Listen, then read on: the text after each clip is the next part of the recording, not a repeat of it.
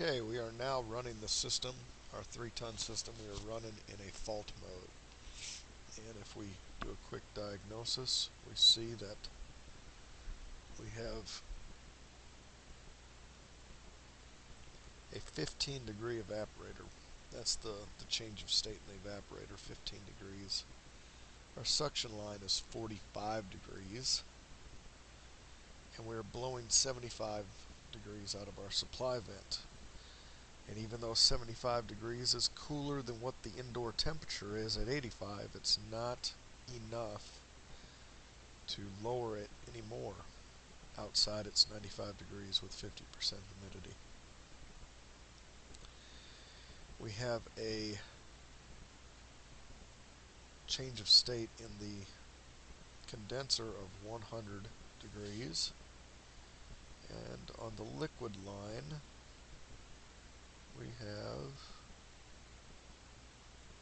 95 degrees. So we have 5 degrees subcooling. That's kind of low subcooling. And our superheat is 30 degrees, so we have high superheat. We're not really getting into the electrical side of the system. We're just looking at the refrigerant right now. We're going to get into the electrical later, and we're going to go through all the components and what you're going to look for electrically. Take a quick look at your air filter and confirm that it's clean, or just take it out completely and see if your readings change. Everything is running good. I mean, not good. Everything's running a little off, even though the filter is clean. Let's take a look at the temperature across the filter. Just curious. 0 degrees. And the filter across the cap tube, or the expansion valve. We have a temperature difference of 3 degrees across the cap tube. Remember earlier in our perfectly normal running system there was a 0 degree difference. But now we have a 3 degree difference.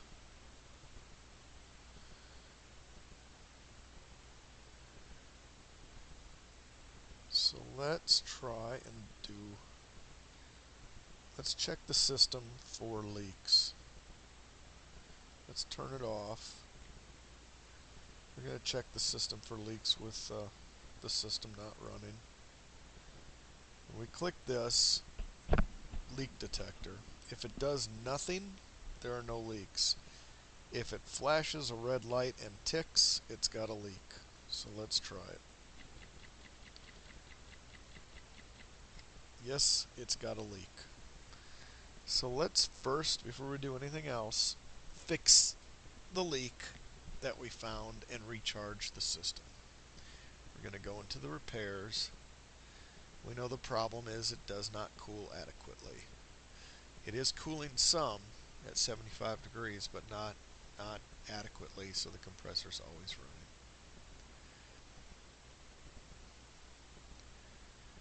Repair the leak and recharge. Let's try that.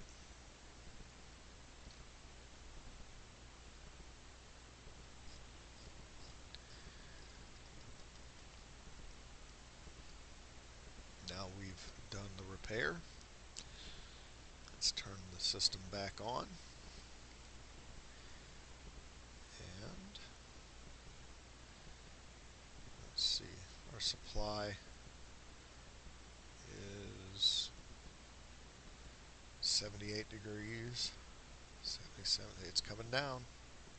75, that's where, oh, it's going below 75. It looks like the system is dropping. Our evaporator is changing state at 60 and dropping steadily. Our superheat, 54 minus 69, but that's, I mean, it's changing constantly because the system is starting to drop temperature. We can see that the vent keeps blowing colder and colder. Our supply is now down to 60 degrees, where before we couldn't get it below 75. So what is our delta T? Our indoor temperature is 85 degrees. Our supply is 60, so we have a delta T of 15 degrees. Just to confirm that, our return air temperature is,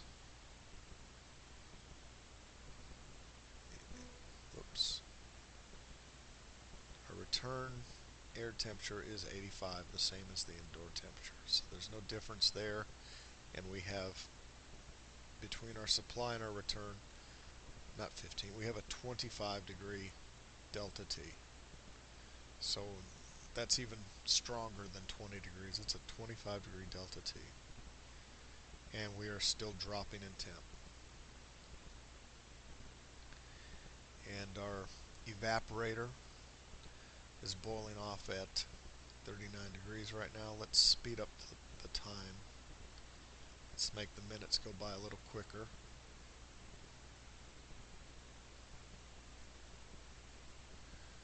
You can see our delta T is starting to stabilize a little bit more. We're coming into a 20 degree relationship. Still 95 degree outside, but the house is starting to drop in temperature. Indoor temperature is steadily dropping. Of course, we've speeded up our time frame a little bit.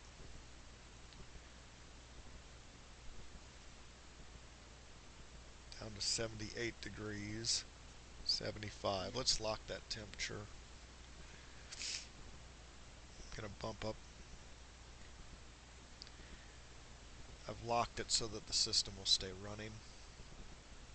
And we can see we have 40 degrees change of state in the evaporator. We have 120 in the condenser. Our liquid line is now 105. That's 15 degrees of subcooling. And our suction line is 45, which is 5 degrees of superheat. Our return air is 75. Our supply air is 55. We got a perfect 20 degree delta T. The temperatures seem to be normal, so all is good. So our problem that we looked at just now was an undercharged system with a leak. When you repair the leak and recharge the system, your pressures come back to normal. Let's go to a different type of fault next. And we are going to start looking at electrical, but let's get some of these basic mechanical ones down, how they look, and then we're going to look at what goes on electrically with the system.